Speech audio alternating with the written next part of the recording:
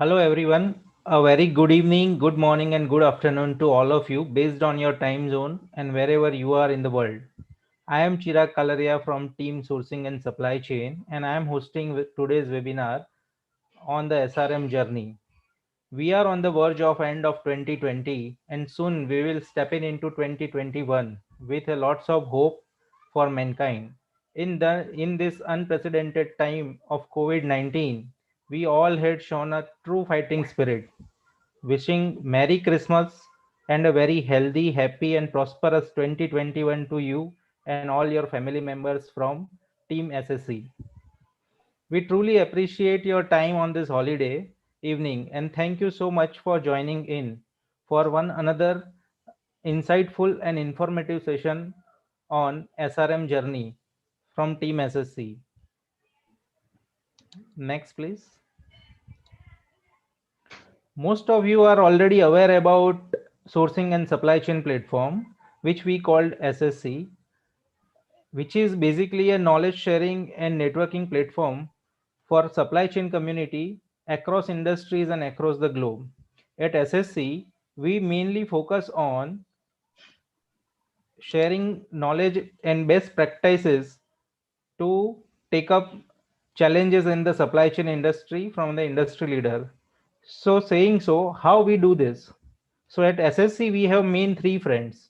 One is knowledge sharing, second one is networking, third one is career coaching. For knowledge sharing, we are publishing insightful articles from the thought leaders across industries. We also invite industry leaders from the various industries and the various part of the world to giving webinar and talk shows and sharing the knowledge. We do publish book reviews periodically with a complete summary of the books, which can inspire our readers to find out if the book is very relevant to them so they can use it. We also arranging and conducting strategic quiz and polls to propel the supply chain community. Being a supply chain professional, networking is the most important part, and networking and interpersonal skills are very much related for the any supply chain professional. So SSC has a global presence with right from their website to all social media on YouTube, LinkedIn, Facebook, Twitter, and Instagram. To keep this community interactive, we do have a WhatsApp platform for all our contributors, and we have Telegram platform for all our followers. Now comes to third one and most important part of this supply chain activity, which is a career coaching. In this is that in this COVID time, the time has came for supply chain, and it's a golden era for supply chain. So bringing and nurturing the talent and young minds to the supply chain fraternity is a prime objective of any such kind of organization or association. So we bring them, we guide them, we mentor them to choose the right certification as well as right career in the field of supply chain, like procurement or technical procurement or logistic, whatever they do and they want to do in excel into that. Today's topic is supplier relationship management. It's a journey, and it's not a webinar about what is to be done, but it's a webinar about real life business case study done by Mr. Amir Aziz, our today's guest honor, and what they have done in the real life scenario and how they achieve the success through this SRM journey. So, organization witness collaborative supplier relationship management is a key success factor towards building the future. So, let's begin the journey with our own guest expert, Mr. Amir Aziz. Let's welcome today's guest speaker, Amir Aziz, who is carrying 25 years of wide experience in oil, gas, and energy sectors in the Middle East. He has transformed many organizations' SRM strategies. Let's have a detailed introduction of him in his own words. Welcome, Mr. Amir, for this, and we thank you so much for your precious time. The stage is all yours. Thank you very much, Chirag. I would like to thank you and the SSC team for giving me this opportunity. I would like to thank all the attendees for finding out valuable time and attending this, webinar on the SRM journey. Quick introduction about me. I'm a senior procurement and supply chain professional with over 25 years of experience in oil and gas and energy sectors in Middle East. I've been part of the organization in emerging market, which from a $10 million revenue, to about 1.4 billion dollar revenue in about 14 years time. So 14 years back, the company I used to work at $10 million revenue, and then it transformed themselves into 1.4 billion. I've been part of the organization which have been in FTSE 100, New York Stock Exchange, top 150 and top 300 companies. So organization I've worked for is Baker Hughes, Schlumberger, Agreco PLC, Vasco Energy, KCA Deutag, and ProServe. Industry experience I have is in oil and gas. Within oil and gas, I worked for downhole drilling tools and equipment, seismic survey, drilling rigs, and control system. In energy, I've worked for a company dealing in temporary power plants, and I've also, handled manufacturing of land rigs, gas compression units, control system, power generation, and transformers. Countries I've lived and worked is UAE. This is where I've spent all my life. And this is where I worked, but I had a global and regional responsibilities. I have won an award in Help, Share, and Communicate category. It was a global award with my previous employer called ProServe, for year 2017. The area I have managed being based in Dubai is Middle East, Southeast Asia, Africa, and South America. Basically, if you take out Europe and North America and Canada, the rest of the world, I have managed, managing about 140 plus sites operating in 70 plus countries. Positions I've held is supply chain director, regional supply chain manager, procurement and supply chain manager, procurement and inventory manager. Professional expertise, I offer business leader, change management, growth driver, world-class supply chain, greenfield and brownfield operations. My core competencies are global supply chain management, contract negotiation, basically end-to-end, procurement and supply chain, cradle to grave. And that's what I've done all my life. Qualification, I'm MCIPS, Six Sigma Green Belt qualified, and I've also done a lot of other various management courses. So we start with the journey now. So what and why SRM? What? Supplier Relationship Management, no-brainer, very clear. Why I choose this topic? Because it's a journey, as Chirag mentioned, which took over about 16 months and has a flavor of many SCM elements which are covered here. Strategy, strategic sourcing, market intelligence, risk management, supplier selection, contract discussion, and others. Due to the time constraint, I will not be able to cover up everything in details, but I will kind of try to give you a flavor of what we did. So the challenge we had was one of my previous employer was a manufacturer of bespoke oil and gas products, basically designing, engineering, and manufacturing it. The product was not standardized and they were made based on the client requirements. And we always had challenging deadlines to meet, manufacture the products, and deliver on time. The challenges we faced were long process cycle, duplication of work, multiple RFX, and no long-term strategic partner with supplier. Internal communication was broken at times, engagement of stakeholders, engineering project not adhering to the procurement plans. Milestones were missed and they used to cause a lot of problems. So most of you may have heard the term Tim Wood. If you haven't heard, Tim Wood basically are the 7 deadliest waste in any organization, and they represent time, inventory, motion, waiting, overproduction, overprocessing defects. And the challenges because of all this we used to face are delay in preparing technical specification, overlooking the procurement schedule, extending the timeline to submit bids proposal, failure to start the evaluation process on time, which used to give us setback in contract negotiation with vendors because everything was urgent, poor supplier management and relationship, over spec of the items, extra quantities was ordered, change in specs at the last moment, everything becomes urgent, delay in delivery to the clients, and then liquidated damages from the clients. As you can see here, these challenges you can relate to all the 7 weights. That doesn't mean we were really very poor. The company was doing good. However, we used to face these challenges on a regular basis. Some of the challenges will come in one project, some of the challenges will come in other projects. So it was time to rethink and think about how we go forward, how we improve. So time to rethink. So what we did, my one of my previous employer had 5 main products. So what I've done here is, because it's a live case, I have removed the actual product's name and I've replaced them with A1, B1, C1.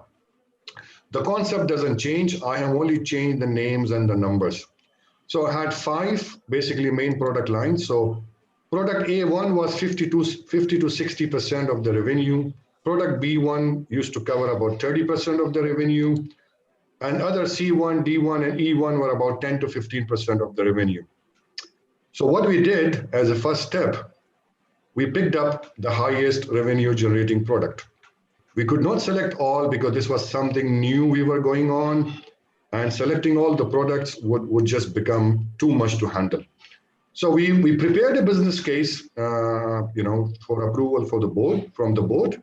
We selected the highest revenue generating product in phase 1.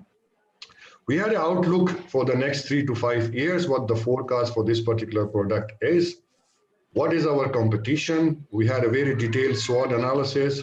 We prepared our strategy, what would be our targets, and we had a look also about make versus buy, what we can make, manufacture ourselves, and what we need to buy from external suppliers. So once the business case was approved, and this particular thing also took few weeks, because in this business case, there was a representation from supply chain, there was a representation from engineering, there was a representation from finance, commercials. And once the business case was approved, the whole idea basically was that, if you can see here, all these scattered things, align them and make them pretty smooth and simple. This was the whole idea from this business plan, business case, which was approved.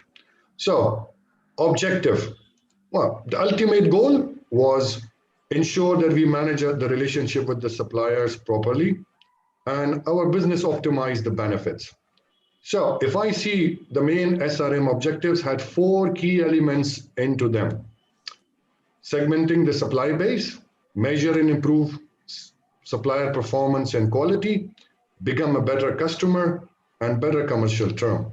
And how do we achieve this? Is basically supplier classification, evaluate them, select them, and monitor them. How do we measure and improve supplier performance quality? Through contracts management, performance management, review and improve, develop the supplier, maintain the supplier, or discard the supplier if they don't come on board. Collaborate with suppliers, joint objectives, work in partnership, and sharing best practices to become a better customer. Better commercial term, obviously reduce cost, standardization, reduce inventory, better payment terms. And what would we achieve from doing this? We will organize ourselves for success. We will develop a strategic partnership with the suppliers. We will have sustainable solution which we could manage, and we will optimize our supply chain. So this was the main objective of the SRM, basically. So moving forward, the journey. So business case is approved. The objectives is very, very clear how we want to do it. The journey began, very, very important. So once you go on, when you start this level of project, you need to make sure that you align your strategy, your business plan with the business unit or corporate strategy. They should be complementing and adding value to the business unit or corporate strategy. If if you're going in a different direction, slightly different direction, you may not get, you may not achieve the required results, or the results you will achieve may not be to the expectation. So very, very important to align your supply chain strategy. That's what we did as a first step. And we made sure that we are going in the same direction as our business unit and corporate to help them achieve their goals. And if, as I mentioned, if you're not aligned the strategies, you may not achieve the expected results. So based on the corporate business strategy, their objectives, plan, guidelines, we prepared our SCM strategy, how we want to do it, and how we will implement our strategy. This is a very, very important step, and as a first step. you should not do that later, because then you will lose a lot of work you have done. So as a first step, this is what we did. So strategy, a detailed strategy for the project was prepared. Earlier was a business case. And then we had the strategy covered up resources, what sort of team we would need, what is the timeline we are looking at, what is the benchmarking we would use, what would be our expectation from the suppliers, what suppliers shall expect from us. It is very, very important to tell the supplier what they will get in result from us, if they cooperate and collaborate with us. What would be the deliverables for the project, and what would be the success factors? How we will internally and externally market this project.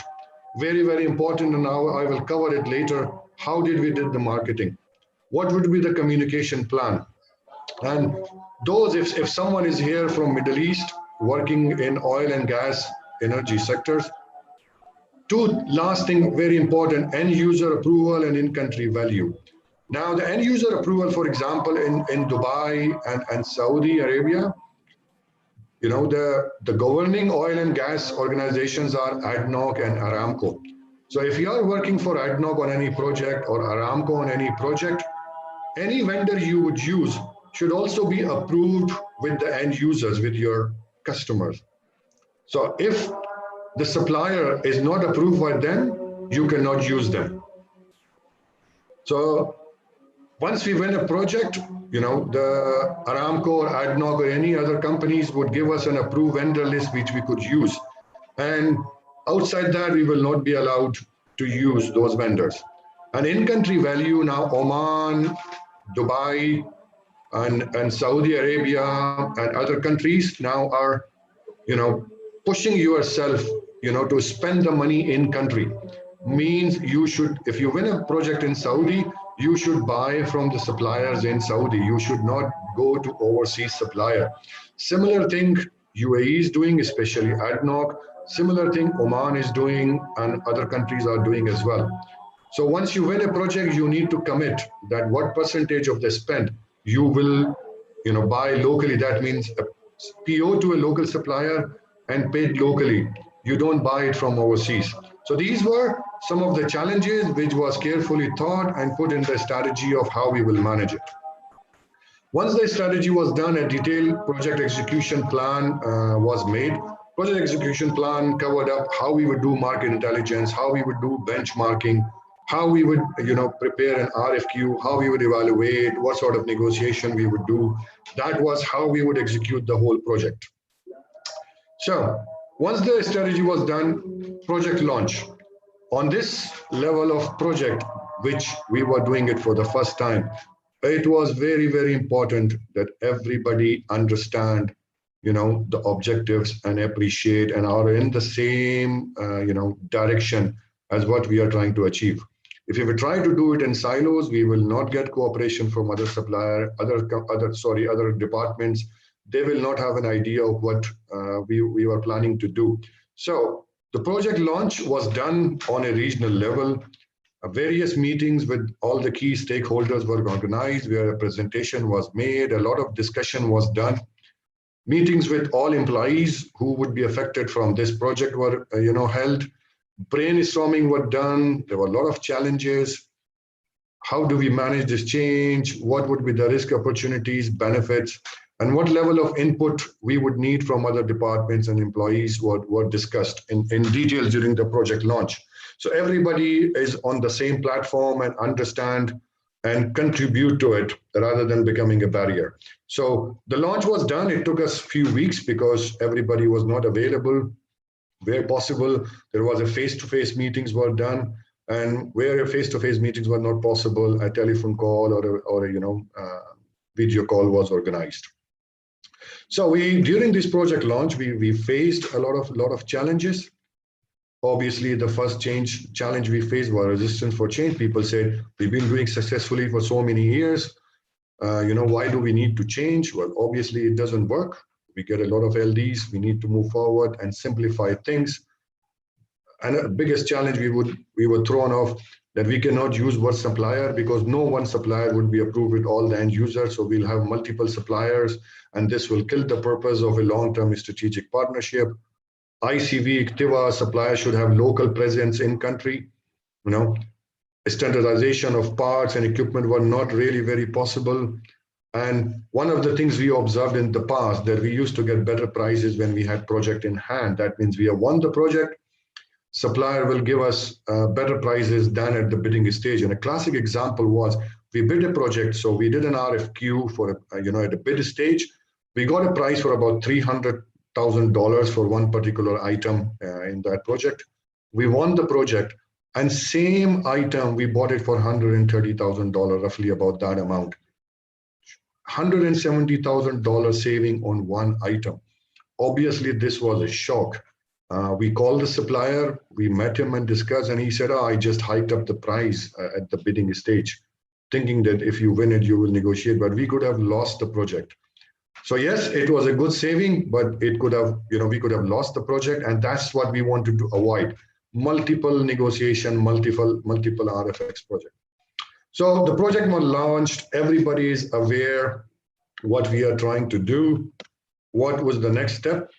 Next step was now we need a team who can run this project, who will focus on this and who will make this project a success. So team was selected carefully. Very, very important to have the right members in the team. So carefully thought, teams were selected, team structure was agreed, project lead was selected, level of involvement and time needed from everybody was discussed and agreed. Representation in this team from all the key stakeholders were there. There were people from commercial, there were people from finance, from production, from engineering, from supply chain. Responsibilities, who will do what, were very, very clearly defined.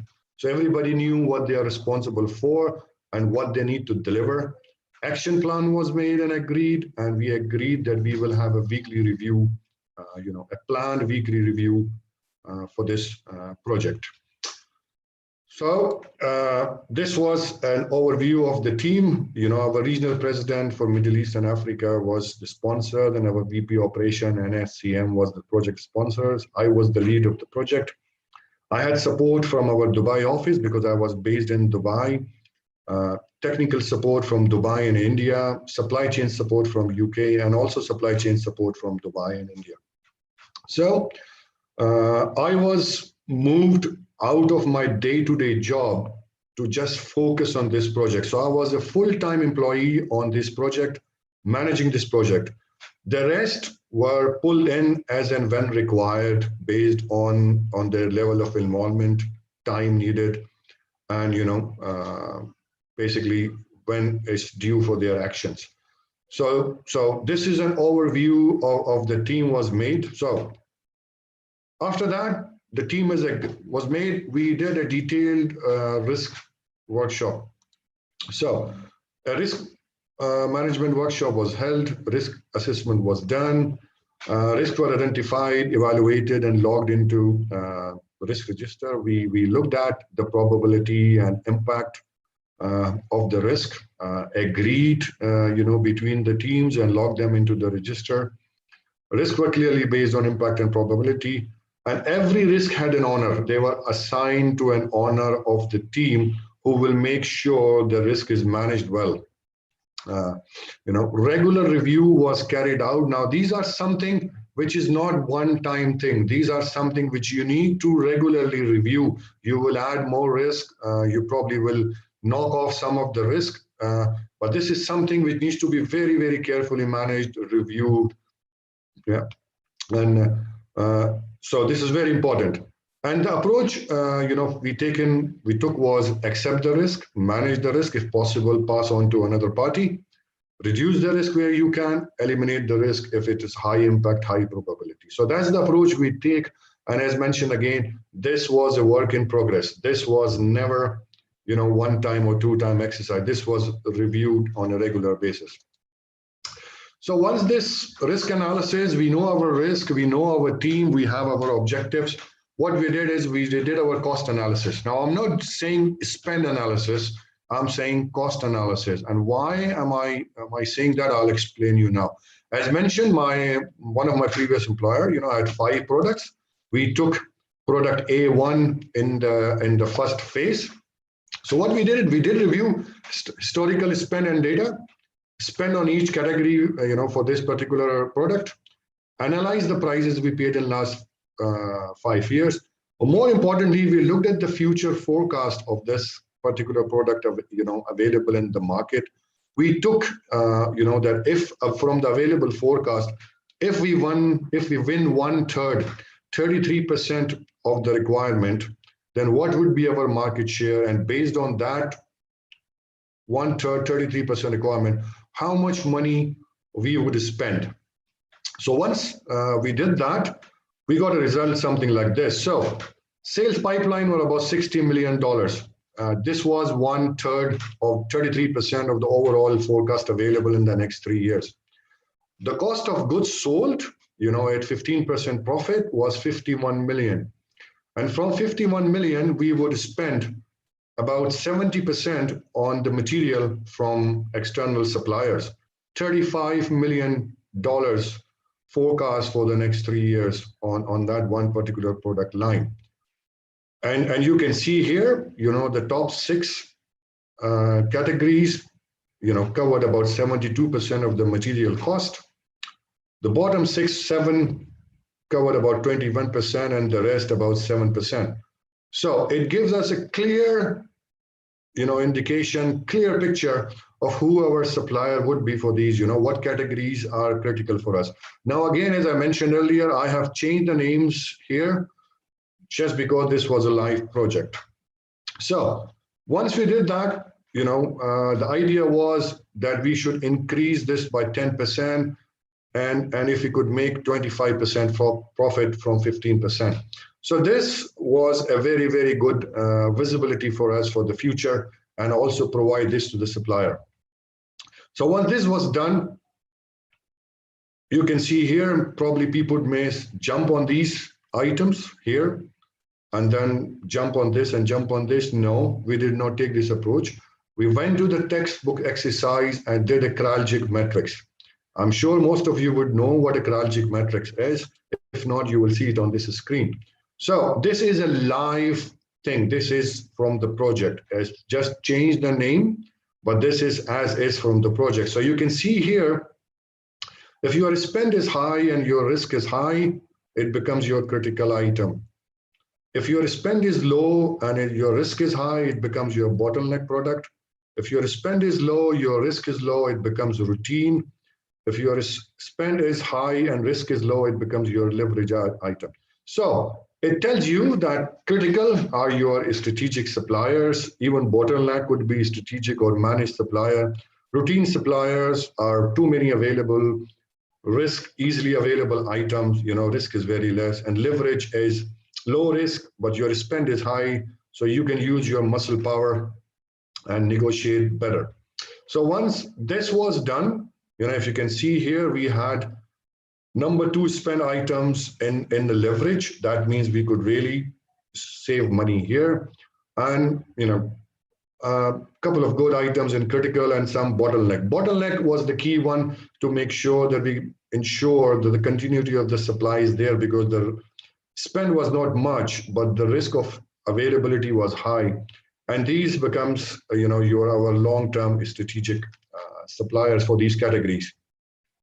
So what we did then, in the next thing after doing the chiralgic, we did a priority matrix on which products from this we should target first in the phase 1 also, because even this was phased in 3, phase 1, phase 2, and phase 3. It was not that we would do all these categories in one go, not possible. So this is again a live, the real priority matrix we did between the teams. And in this chiralgic matrix, priority matrix, this was not just by the team. For this project, we invited other people also while we were doing this exercise, and it took us about 3 full working days to do the chiralgic matrix and priority matrix, because a lot of discussion and thought was given to it. So once this was agreed, now this how it works is, if you have a low, your effort is low and benefit is high, that becomes your low hanging fruit. means you would spend little time, but the benefits to the organization would be high. That becomes your first priority. Your effort is high, your benefit is high, means it will take a long time to do that. Mean it could take 3 to 6 months. So that becomes, these products became long time project, and your effort is low, but your benefit is low. You will fill in as and when you do it. Anything, luckily, nothing was here. If anything falls in here, you leave it as is, because your effort is high, benefit is low. No point spending time on them. So once the chronologic matrix, the risk analysis, priority matrix was done, now we had a clear direction that in phase one, the items in the green would be targeted, and then we'll start in phase two, and in between, as and when we get time, we will fill in with these categories. Yeah. So what we did for benchmarking, after completing chronologic sourcing tree, I will show you in later, priority metrics, we benchmarked ourselves against the competition and surveyed the market to understand what supplier products are available. This helped us to understand, basically to ensure we are getting the best commercial term and products. We faced the market intelligence in 5 stages as shown below. We planned the work, we reviewed our processes, we looked at who is best in the class, we looked at how others do it, and apply finding, make a change if needed. So once the benchmarking was completed, after a lot of discussion, the target agreed was 10% less than the current projects won. So it was in 2 stages. First stage, we had projects in hand which we had won. As I mentioned, showed you in the cost analysis, our target was to increase the profit margin from 15 to 25. So in the first stage, for the projects in hand, we should get better commercial terms, 10%. And in the long run, we should beat the best prices we have paid in the last 5 years. Apologies. So this was the targets, agreed between the team. So once the benchmarking was completed, supplier preference and selection. Again, this was done in 2 stages. First stage was a desktop ones, and second stage was based on the end user approval. And the third stage was visiting the supplier and doing an audit on them. So what we did is there were many suppliers, which we had no history of working with them. They were approved with the end users. So we approached them, we sent them a questionnaire, which was a supplier preferencing questionnaire, which had a lot of details. I'm just showing you an example. And asked the supplier to fill up the columns, the areas in yellow. And once we received the supplier, we reviewed them so we could understand how much interest the supplier will have in our business to them. A company which is having about $40 billion revenue may not be very keen with a $10 million business in over 3 years. But a company with a couple of $1 million and end user approval, for them, a $10 million in the next 3 years could be a good business. And who would work, in a long-term strategic partnership. So again, we went to the textbook exercise and we filled this supplier preferencing matrix. Again, I've changed the names, but this was done again based on the questionnaire we received and our industry knowledge. We just did not rely on the questionnaire because we also had experience, in dealing with a lot of suppliers. So we filled this up, and obviously from here, the development and the key account, the core suppliers, becomes our key suppliers to work with in the future, and avoid these suppliers who would fit an exploit and nuisance category. Those who don't understand, how this model works, I have quickly put this on for them to understand how does this supplier preferencing work. So you can quickly have a read to understand why we did that.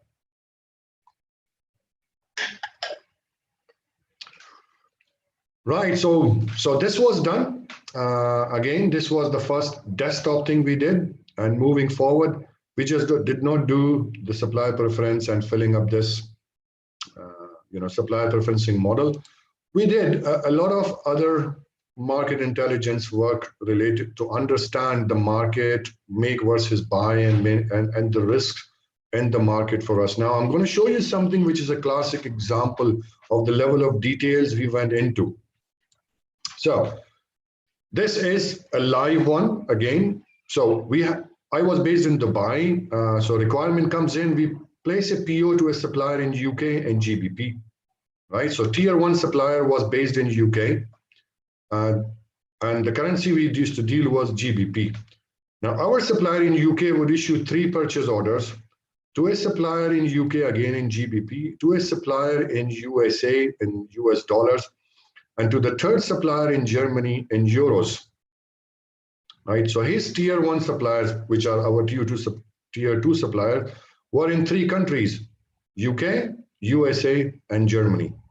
But surprisingly, the supplier in UK will then issue a PO to the supplier in Brazil for US dollars, and he will then supply the material to the tier 2 supplier, and he will then supply to the tier 1 supplier, and these suppliers here will supply direct to our tier 1 supplier. So, and then he will assemble, ship to Dubai, and we will receive it. So if you look at it, what do you see here? Our base currency was dollars. We were dealing with them in GBP. He then dealing in 3 currencies, in GBP, USA, and Germany, and euros. So look at the exposure of the currency fluctuation risk we have here, right? So we then decided that because our base currency is in US dollars, we should try to work with the suppliers in US dollars. So this was a classic example of how the level of details we went into. We looked at the different exposure, where our tier 2 suppliers are. This is very important that we understand where the tier 2 suppliers are. How does our tier 1 supply chain, supplier's supply chain functions? Very, very important things. And if possible, also understand tier 3 suppliers. But tier 1, tier 2 as a minimum is a must for us to have a better understanding. So we did this. We also looked at different scenarios. If, for example, we place an order for the next 6 months requirement, right? What would be the cost? What is the current cost if you place an order for the next 6 months requirement? What cost we would get? 10% off. This is something I picked up the phone, called the supplier. No proper negotiation was done. It's just like, if I place an order for the next 6 months, what sort of level of discount I will have? Give me something from top of your head. And he said 10%. And if I place in 3 months requirement, 7% discount. So this is something you need to be very careful. I am not encouraging that you do this for everything.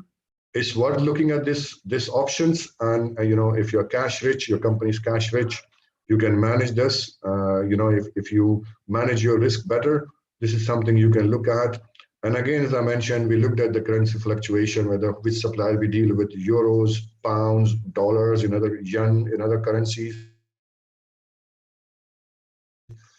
to eliminate the fluctuation risk. So we did in detail market intelligence, took a lot. This is not something was done in a day or 2. As I mentioned earlier, this whole project took about 16 months. And in 16 months, we signed up 10 contracts.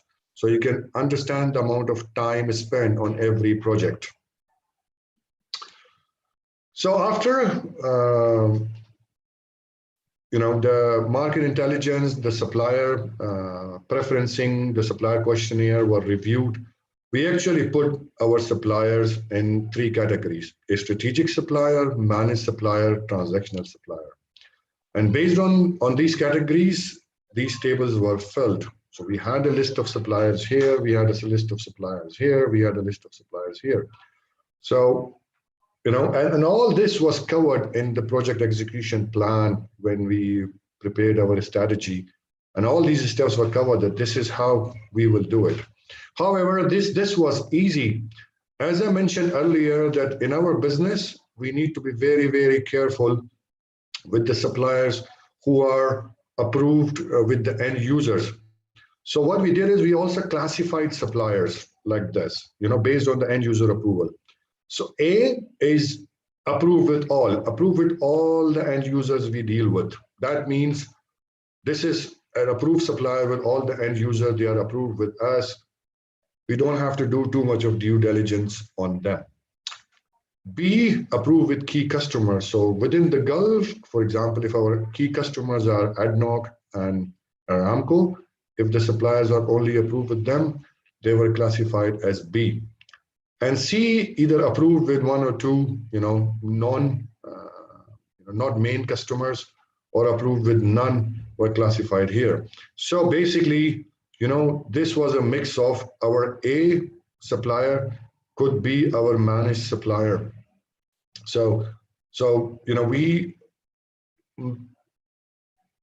segmented our supplier, sorted our supplier in strategic, managed, and transactional, and then classified them also based on whether this is A category supplier, B category supplier, and C category supplier. This was one of the very, very big challenge to do this exercise, to understand which suppliers were approved with end users, because we cannot just accept saying, yes, we are approved. They issue a letter.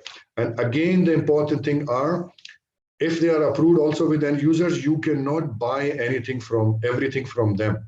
You can only buy for a product they are approved. So if someone is approved for cables and a particular type of cable, like a medium voltage, you can only buy that particular medium voltage cable from them. You cannot just buy anything else from them. The other challenge with this end user approval was a lot of companies had multiple manufacturing plants, like suppliers had manufacturing plants in India, in Germany, in Switzerland. But if their manufacturing plant in Germany is approved, even though it's the same product coming out of India or other plants, you cannot buy from that factory manufacturing plant coming out. You can only buy from that particular plant coming out. So these were sort of the challenges we used to face in that, and that's how we then classified based on the availability, the supplier market coverage, the product coverage they do, and what level of end users approval they have. So moving forward, this was done. Again, this is a typical sourcing tree we made. This is again a live one. I've just changed the name. So every category then had subcategories, because, for example, if it's cable, you have control cables, you have power cables, you have medium voltage cables, you have low voltage cables. Within if you have motors, then there are different type of motors. If you have pumps, there are different type of pumps. If you have valves, there are different type of valves. And no one supplier could cater to all the requirements. So not one supplier will be able to deliver all the cables to you. Not one supplier will be able to deliver all the motors to you, all the valves to you. So what we did is we prepared a detailed sourcing strategy for each category. So category sourcing strategy was prepared for each categories. Goals for each categories were clearly defined. Bill of material preparation was done. What level of quality and certification were needed for every product. In oil and gas business, you need a lot of certification from the manufacturers, whether it's confirming the supplier, the product is actually conforming to the requirements. And we have to deliver all these certificates to the end users along with the products. And in between, there will be multiple witness testing and audits for the ongoing project. They will not wait till the last moment, and they'll review all the certification, quality plans, whether we are really adhering to the quality plans we agreed with them. And they will get involved. It was not for us to, they will review our quality plan, they will review our certification, they will approve it, the end users. So, and they can also randomly pick any certificate and verify it with the manufacturer to ensure the certification is genuine. So RFX development was done, commercial and technical evaluation, team was agreed, and evaluation, how we will evaluate all these, bids was agreed, and the categories were made. So from here, we were good to go at the RFQ stage. Took a lot of background work before we got to a stage of issuing an RFQ. So good to go to RFQ? Not yet. We did one more step. What we did is pre-RFQ, we just did not want to send it by email to the supplier and say bid for this, and for them guessing what exactly are we trying to do. So what we did is based on our supplier segmentation, preference, and the classification, we selected key suppliers, based on ICV, ICTUA, and user approval, and we arranged meetings with their top management, like a VP, president level, CEO, CFO levels. And we did a presentation on the project. So before issuing an RFQ, we met them. I had to travel to a lot of places, different countries in the world to meet, the top management of the key supplier. It was not just only me, my senior management, even president accompanied me for these meetings. Not every meeting, but where it was required. Where we showed them that what is the business, the pie available, what is the share of business available historically, how much they've been winning and they're losing, what is the full pie available, and it's up to them, right? How much they want to come on board and play hard to get the full pie or to get some of it. It's up to them. But what happened is this marketing thing with the suppliers really worked, because the top management, the decision maker, were aware what we are trying to do. They like this idea. They appreciate for a long-term partnership and a fixed pricing mechanism, a contract on base where we don't have to go to multiple RFQs and continuity of the business. So in the presentation, the expectation from supplier was very, very clear, and what they would expect from us also was very clear.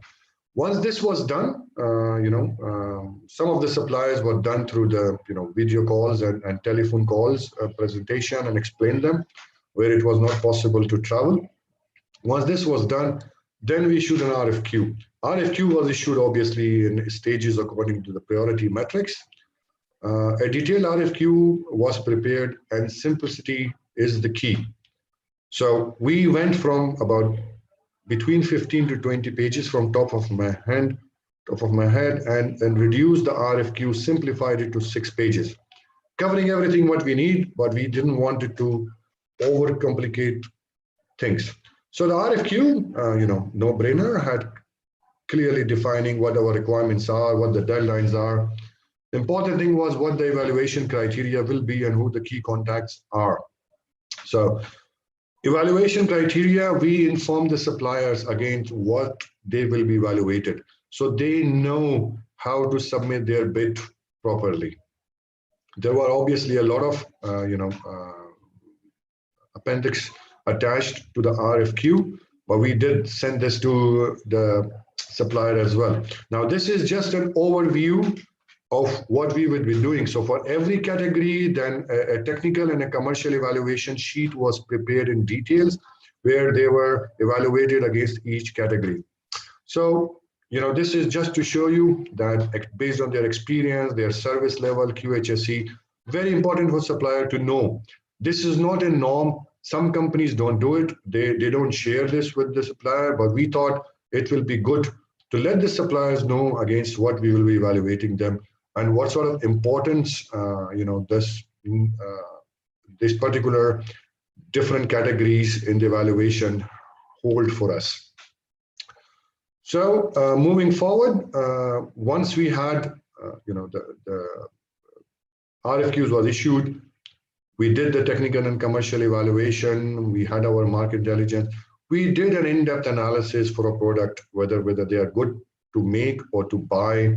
We looked at our demand versus supply. We looked at the market condition, our current processes, what would be our direct and indirect cost, whether do we have in-house resources and capabilities, what would be the risk associated if you want to make them, and whether supplier capabilities and willingness to work with us if we go and direct and try to manufacture things internally. So what we did is here, again, going back, I showed you this earlier, but this was a good exercise to look at again for the make versus buy, supplier buying items from 3 different countries, and then assembling them. Can't we do this earlier? We had in-house capabilities, we had in-house resources. However, and we could reduce, about lead time of 4 weeks from the whole process. However, commercially, it was not very viable.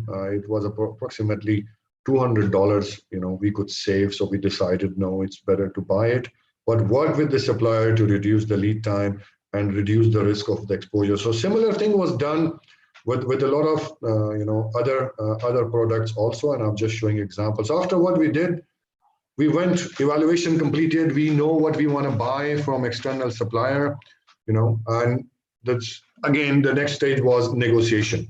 So in negotiation, there was a really detailed negotiation pack was prepared, and each category and supplier we had multiple rounds of negotiation. It was about 3 to 4 rounds as a minimum with the suppliers. So based on evaluation, supplier was selected. As I mentioned, negotiation strategy was prepared. Negotiation team location was agreed. I mean, we selected who would be part of the team in the negotiation, who will lead, what roles they will play. So every role was clearly defined. What was the agenda agreed with the supplier? Expectation from the meetings, negotiation, what would be the goals, what would be walkaway points, but defined and agreed within the team. What are our risks? What are our alternative solutions? All this was reviewed. And again, as I mentioned, a detailed presentation was prepared in which for the supplier, expectation from supplier and what to expect from us, timeline, RFQ to award, feedback on their proposal, and summary, and the next step was action plan was agreed. So a lot of time was spent on this. As I mentioned, there were about 3 to 4 rounds of negotiation for every RFQ, category we issued. And again, depending on the level of spend, the management also was a part of this negotiation, and this was, detailed, was looked into details and agreed. A lot of time was, was thought about it, and then once it was agreed, then we moved into the negotiation. So we did spend a lot of time on preparation.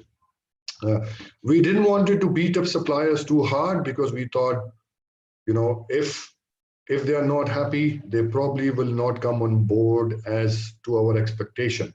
So the idea was from the negotiation, the goal was have a win-win solution. So after the negotiation was done, multiple rounds were done, we finally agreed, to go ahead with suppliers. Again, here, different challenges we faced. We've, how do we, maintain the prices for the next 3 years? Because market is so volatile, especially, a lot of steel items, price keeps fluctuating, how we will look at it. Again, how do we split the suppliers? Whether, as I mentioned, there were particular suppliers who could supply the similar items. Could we split between one customer, one end user in Saudi and one end users in Abu Dhabi? We looked at all that, and that is how we conducted our negotiation. So negotiation was done. Now I'm showing you this slide, this slide, which I can't show you the whole negotiation pack, but I found this slide particularly very, very interesting because this was part of all the negotiation pack, and this is an example, but this was done live to the suppliers in the meeting. So basically it tells their commercial score and their capability score. So if they are high capability wise and commercially score high, they will fit here. So the suppliers in blue, you will see ideally would be our suppliers who we want to negotiate further. However, so the supplier who would fit here would be our preferred supplier because their commercial score is high. That means they offer better commercial terms and their capabilities are good. However, there were suppliers who were out of this quadrant here. We invited them also for discussion because we thought that they were key suppliers, and giving them an opportunity and negotiating with them and giving them feedback could improve their proposal. So when we had this meeting, this gave a very, very clear indication to the supplier. However, you need to be careful. If your supplier 5 is the top supplier, you don't go and tell them you are at the top because you will lose any leverage in the negotiation. So you need to be very, very diplomatic and say you are in top 5 or you are in top 6 or top 7. But don't just give supplier a number. Otherwise you may use some leverage. You can give it to suppliers like after 5, maybe. Yes, you are currently at number 6, so they understand how much they need to improve. But top 3 suppliers, probably keep them guessing. You don't have to lie to them, or you don't have to be very, very upfront to them. So that's the strategy we took. And this was a very, very effective thing, because we could see supplier understanding where they are and how, what needs to be done. So after the supply negotiation, action plans were agreed. There were actions for us, there were action for supplier, and then we agreed for meeting at the later stage to discuss and carry forward the process. So once the negotiation was done, pre-contract, we carried out a lot of analysis for various scenarios before we award the contract. When I say a lot, it means a lot. We looked at different split of the categories to different suppliers, or giving business to the one supplier, what the risks are there if we split, what are the risks if we just give it to one supplier, how does the comparisons are against the target, how would our top 10 things or top line products looks after, so a lot of analysis were done. So we had planned, option A, option B, option C, D, a lot. So then all commercial and technical terms were agreed with the supplier. So it's commercial and technical, pricing matrix and technical, not the legal contract, And then a detailed RFA recommendation for award was prepared and issued to all the stakeholders for approval. So a detailed RFA covering basically the whole journey from the supplier,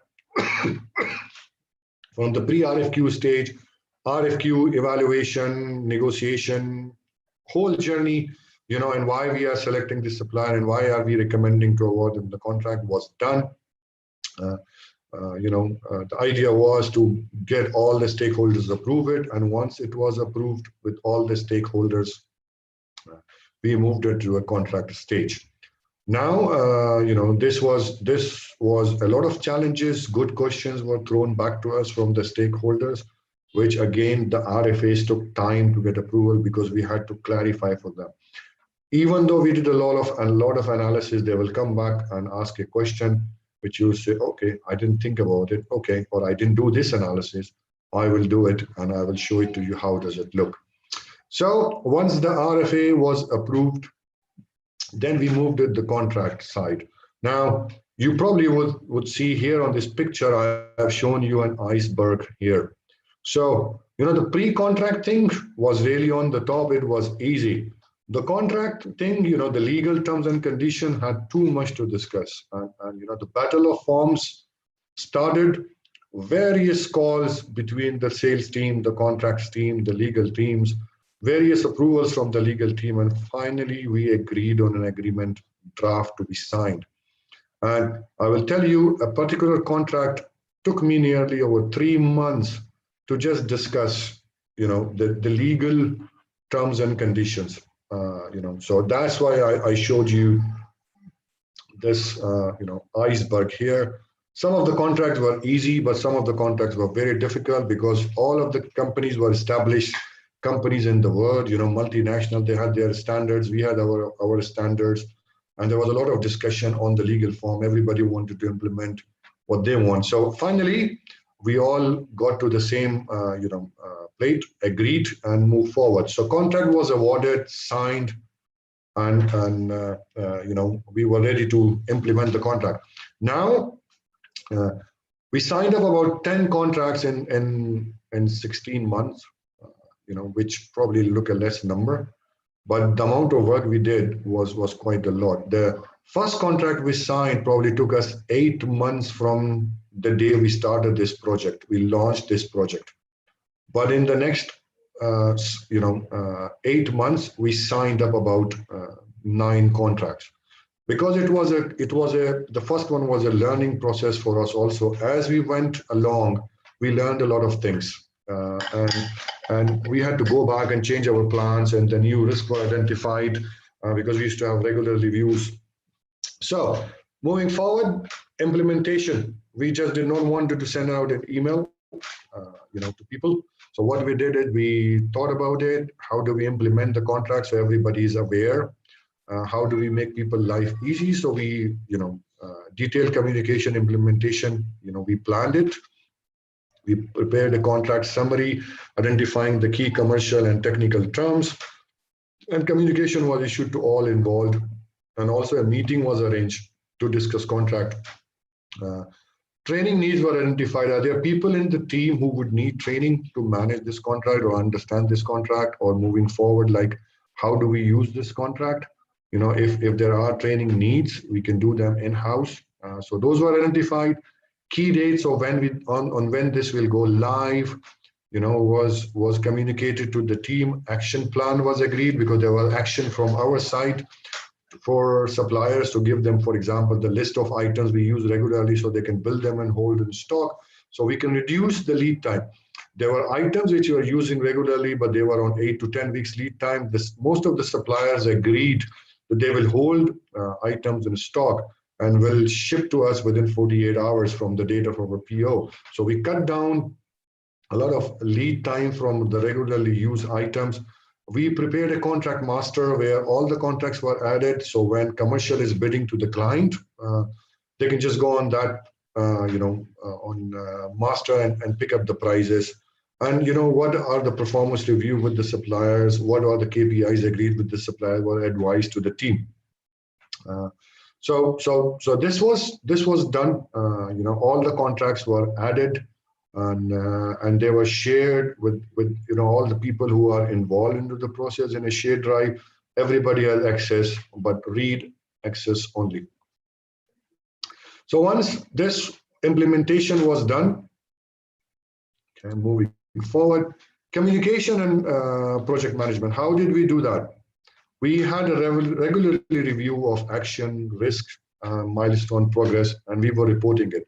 So the team I was leading, we used to have this, and I also used to have a meeting with a weekly meeting with the sponsors. Trust me, I used to get a lot of beating, and so all the key actions, risk were identified. If there are things which are hot burning issues, we will pull the right resource. If we have to pull our president, we would just go to him and ask him to get involved and get things sorted. So there was sometimes a lot of things needed to be pulled. And then weekly update to the sponsor and key stakeholders were given. Monthly progress report was made. Again, stay focused, and then they were implemented. So these are some of the key things we did. One thing, when you are sending these progress reports and summaries, you need to make sure that these are very, very simple to understand. Don't write paragraphs after paragraphs. So what we did is we built like a dashboard, so people can visually see it and understand of how the progress is and where we are. So looking at this, this is some of the examples of how we used to report. I've changed few things a little bit, but this is how, as a dashboard, we used to report. I've showed you a few things. It was 2-3 pages slides with different things, so people can have an understanding of where we are, how the progress is making. So keep it simple when you are doing a summary. Don't make it complicated, because people may not understand it, or people may not read it if they see a lot of things. Color attracts people, and that's what we did. So that's how we communicated the project, regular reviews, regular update. That's how we managed our project. There were a lot of hurdles, but we stayed focused, and that's one of the key points. So this is how the project communication management was done. What benefits did we get from them after doing this project? What were the benefits? Collaboration with the supplier. We had long-term strategic partnership. Contracts were signed.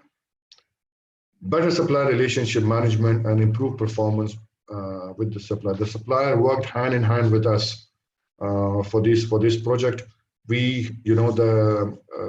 feedback was both sides. It was not us giving the feedback; they were also giving us feedback. Better commercial term, we on an average managed to get 12.5% better, commercial terms. Stock held with vendors for quick delivery. We could standardize 50% of the parts we would use on all the upcoming project. Improved on-time delivery to customers. Process was simplified.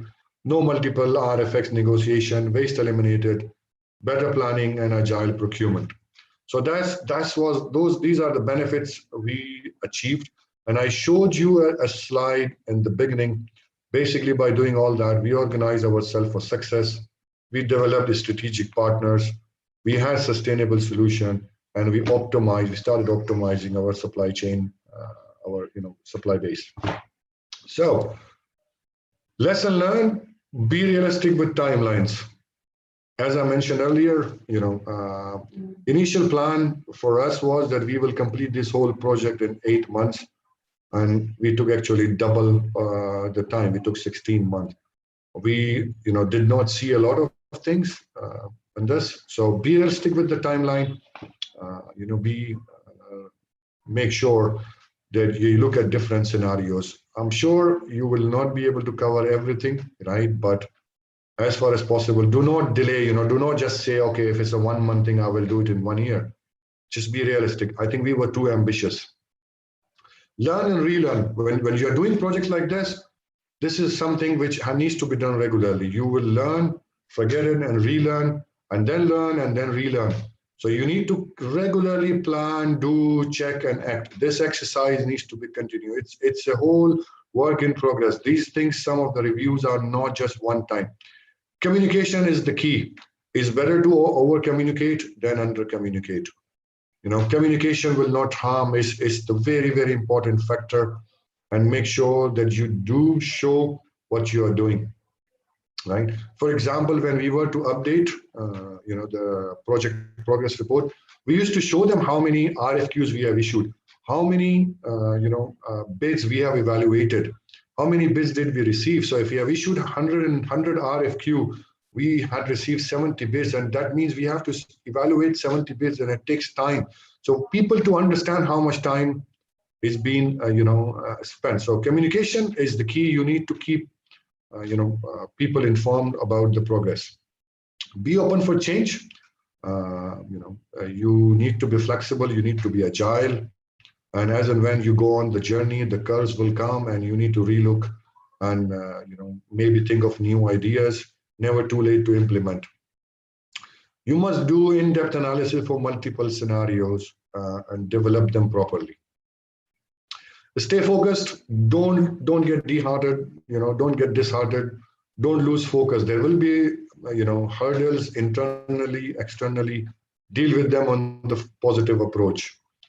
Be innovative and give empowerment to your team. These are some of the lessons we learned. So overall, it was a worth going on this journey. I'm sorry I could not cover up too much in details, but obviously, hopefully, this will give you a bit of a flavor of what we went through and what sort of efforts are involved. So thank you very much again for all the attendees and their time. This is my LinkedIn profile. If someone wants to connect with me on LinkedIn, please do share me an invite.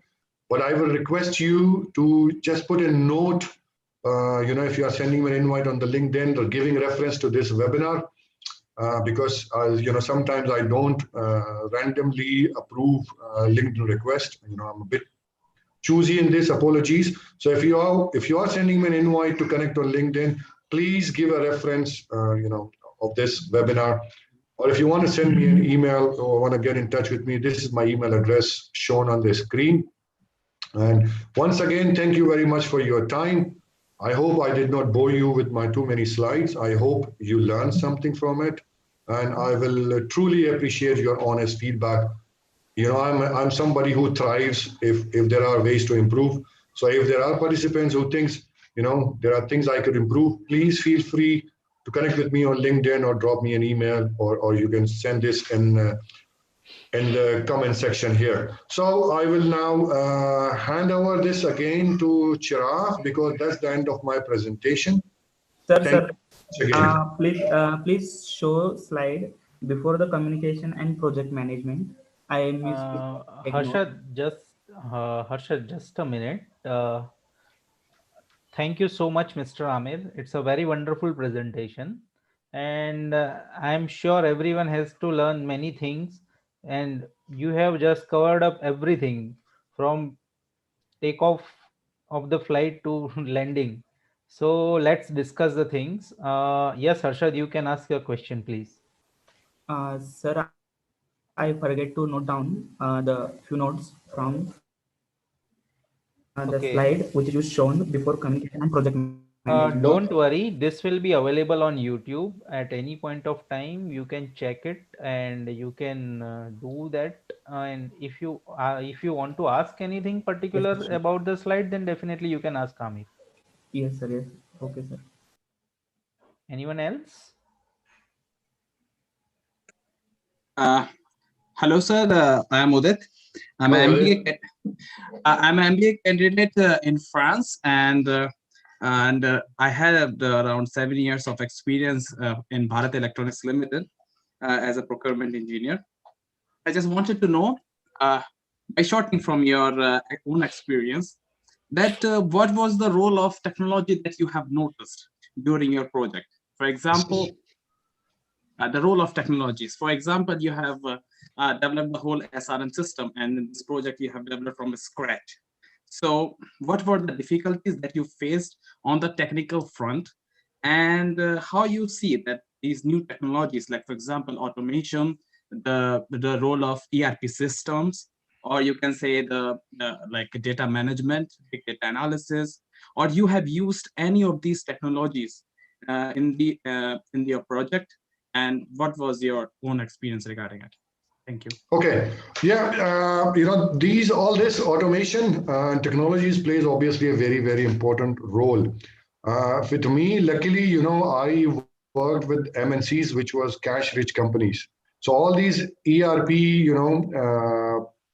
systems were there. We had the latest ERP systems like SAP, MoveX, available for us. Even Sage.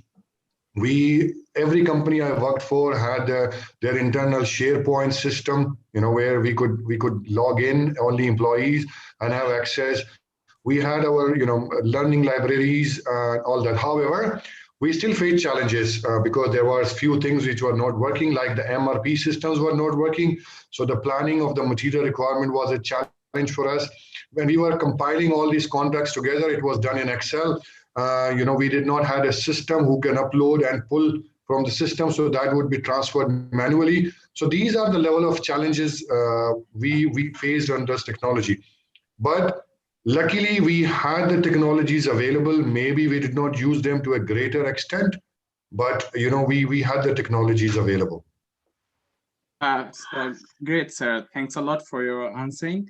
And I think that you have answered my all queries, except I think I have one more to ask, very quick. That since you have asked, if you told about this, especially the manual entry and everything, was there a problem regarding transparency and the tracking of material? So how you really, face this kind of challenge, especially about the transparency and traceability? These two, especially with the tier two, especially you went to the tier two supplier. So that's why I'm Yeah. asking. Yeah, look, we okay. So for in regards to the tier two suppliers, we did not went to tier two suppliers for all the tier one supplier. It was only the key suppliers for the key critical items. That's where we went to the tier two suppliers and we reviewed their systems and audited their systems also. Uh, the transparency of the material, how we used to ensure that when we give it them a project, we used to deliver them the milestones and the inspection plans. So what would happen is when they are manufacturing our items on a stage inspection, they will either send us pictures of everything what is being manufactured, not just giving a progress report.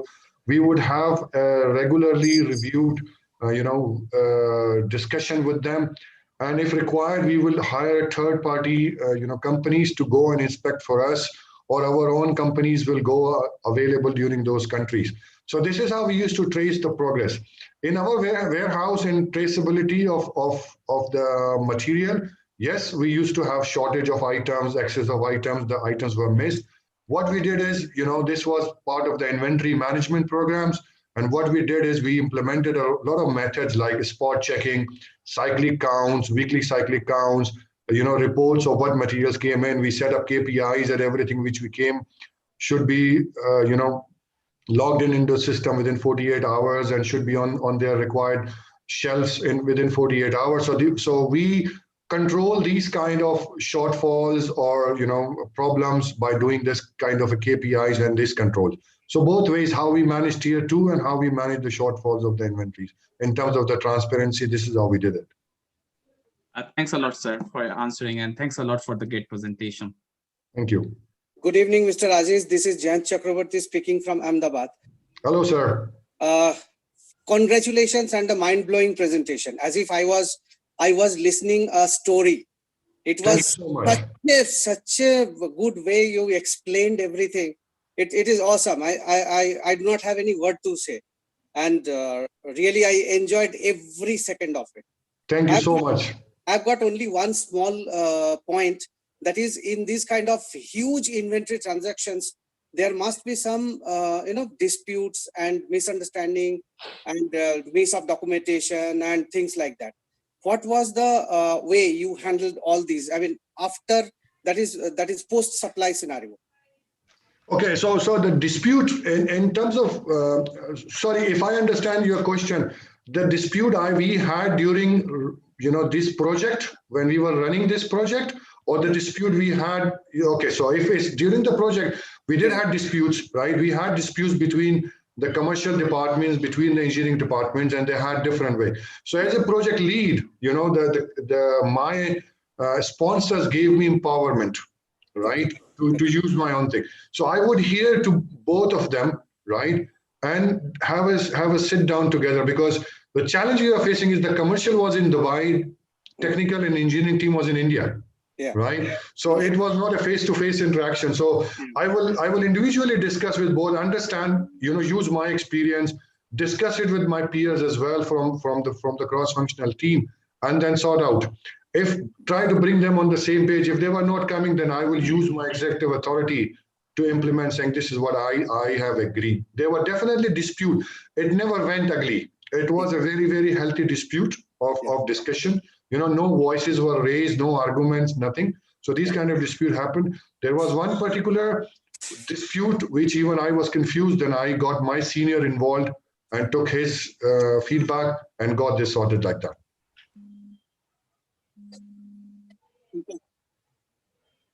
Okay, anyone else?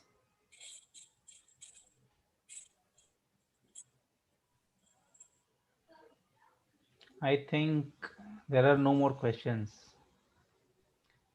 Okay, then that's great.